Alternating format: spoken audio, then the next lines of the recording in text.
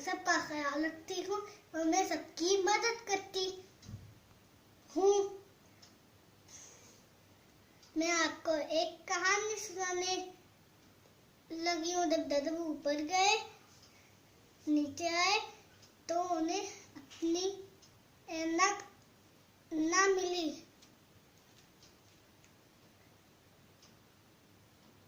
तो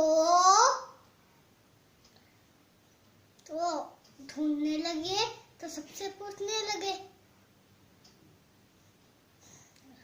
मैं भी उनकी मदद कराने लगी।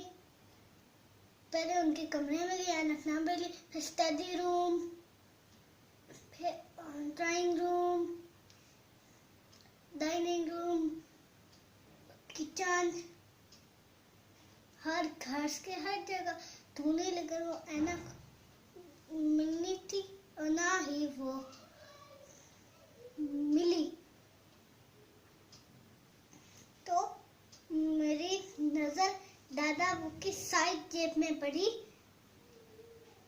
तो मुझे शक हुआ इसमें कुछ है।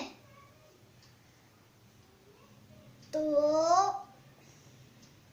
मैंने हाथ डाल के देखा, वो तो ऐनक थी। तो मुझे